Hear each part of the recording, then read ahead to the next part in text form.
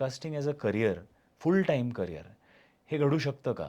खूप ऑनेस्टली सांगेन याच्यामध्ये रिस्क आहे. हम्म, असं नाही आहे की फ्लूकमध्ये गोष्टी होऊन जातील. हम्म, सो सुरुवातीला मी म्हणेन की याला प्रायमरी करिअर म्हणून बघू नका. राईट. ॲज आय सेड, मी पण आत्ता पॉडकास्टिंग करतोय, हे माझं पॅशन म्हणून मी करतो. बरोबर. माझं main primary thing is social media marketing आणि जे कंपनी थ्रू मी करतो ते. हम्म, सो मी म्हणेन की बॅकअप ऑप्शन नेहमी ठेवा सोबत, कारण की यू नेव्हर नो की उद्या जर आता आपण जे करंट अफेअर्स बघतो US आणि याच्यामध्ये चालू आहे. हम्म, सो उद्या जर यूट्यूबच बंद केलं किंवा इंडियन हम्म, क्रिएटरसाठी बॅनच आला, असं होऊ नये खरं, हम्म, पण असं जर झालं हम्म, तर तुमच्याकडे बॅकअप ऑप्शन पाहिजे.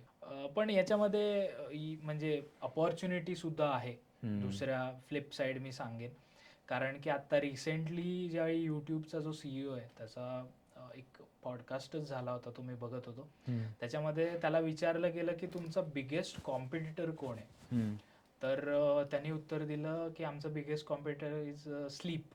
हम्म, म्हणजे लोक जेवढे झोपतायत हम्म. तेवढे फक्त ते यूट्यूबवर नाही आहेत. हो. सो स्लीप ही आमच्यासाठी कॉम्पिटिटर आहे, कारण की आत्तापर्यंतच्या सर्वेमध्ये हम्म, ॲमेझॉन प्राईम असेल, नेटफ्लिक्स असेल, हॉटस्टार असेल, याच्यापेक्षाही जास्त यूट्यूब स्ट्रीम केलं जातं. हो.